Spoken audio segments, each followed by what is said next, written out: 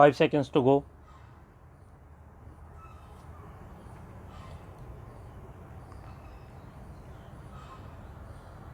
Start.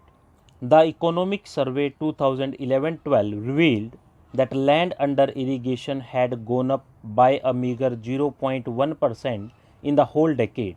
This meant that less than 80% of cropped area in the state was irrigated. To add, major transfers of water to industry also came in a time when there was a 23% fall in food grain production.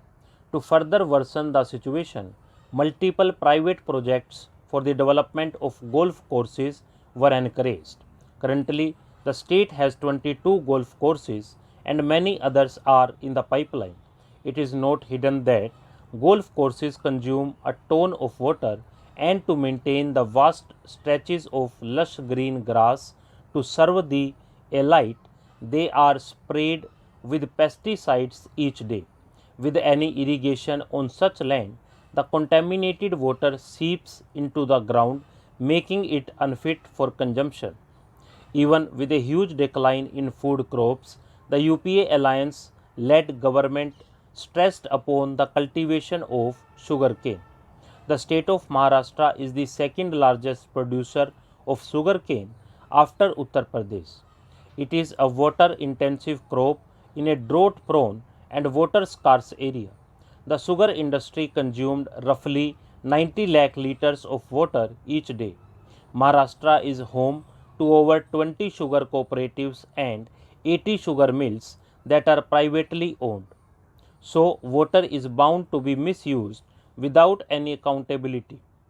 To compare, I would like to state that the water required for 1 acre for sugarcane can be used to irrigate 10 to 12 acres of food crops such as jawar. Given this background, I would like to highlight that sugarcane takes just 6% of the total cultivated land in Maharashtra, and more than half of the total water resources is dedicated to the crop. Sugarcane requires 180 acre inches of water, that is 18 million liters per acre. 18 million liters can meet the domestic water needs of 3,000 rural households for a month. The problem does not end here. To worsen this situation, the then government did not deter from encouraging rose cultivation. Roses need even more water. The rose plantations require 212 acre inches, which is 21.2 million liters of water per acre. Clearly, NCP government in Maharashtra worked hard to get to the crisis it now faces. It is astonishing to see that the problem manufactured by a handful people that are previously in power has driven the entire state to such a condition, and instead working together towards solving the issue at hand, the opposition does not cease to indulge in politics. Since the 1980s, there has been continuous public debate within our country about the desirability of taking a second look at the Constitution of India in the light of the rich experience of democratic practice gained since 1947. This debate has acquired a new urgency in recent years, partly because of the instability in apex politics and partly also because legal experts, individual politicians, and organized political groups within the country feel the need for some changes in our system of governance to render it more efficient and open to popular participation. When we consider the Constitution as it was framed in 1950, it is important to remember that there was a prehistory to Constitution framing in British India. Our imperial rulers has attempted to create constitutional systems with limited democratic sanctions in 1909, in 1919 and in 1935. These constitutions drew upon certain principles which we can repeat with profit today. According to democratic theory, constitutions can either be constructed on their basis of Whig principles or they can rest upon liberal principles. while constitutions attempt to mobilize like-minded social communities and interest groups, while liberal constitutions reach out to the individual citizen and are based upon territorial constituencies. The British created Whig instead of liberal constitutions in India because through drawing upon vested interests within society, they could strengthen their rule by coming into existence counterposed social groups. In contrast to the constitutional structure drafted by the British, the nationalist leadership has attempted to create a truly liberal perspective framework for a liberated India in 1928. This constitution rested upon the adoption of adult franchise. Such a recommendation was a revolutionary measure in view of the fact that democratic theory does not necessarily advocate the extension of voting rights to those who are illiterate, nor does it support the provision of voting rights for those who are devoid of property. Needless to say, in the period in question, the majority of Indians did not satisfy either of these conditions.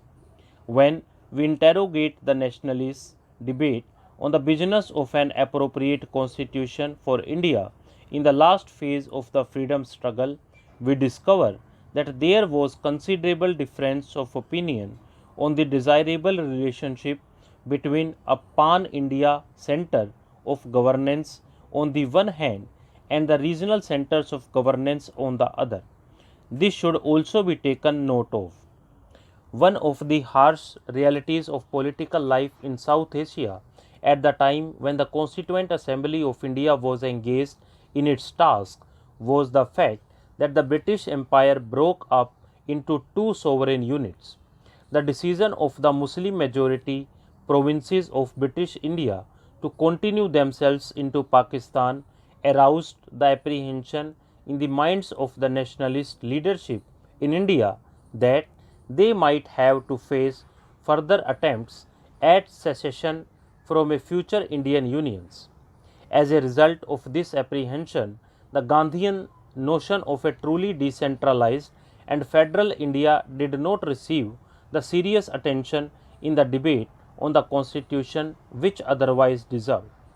If an unwarranted centralization of power was the crucial weakness of Constitution of 1950, then its great strength lay in conferring voting rights on every adult member of Indian society.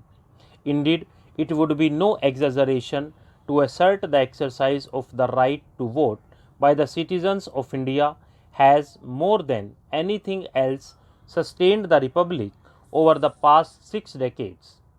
As we dwell upon the provision of the Indian Constitution from the vantage point of the late 1990s, we cannot but be struck by the wisdom and the courage with which the founding fathers of the nation laid down the rules by which democratic practice in the country was to be shaped. Let us consider the question of the presidential form of governance which enjoys support in some circles today. The framers of the Constitution were acutely conscious of the fact that they were devising rules and procedures designed to shape liberal practice in a very diverse and highly plural society.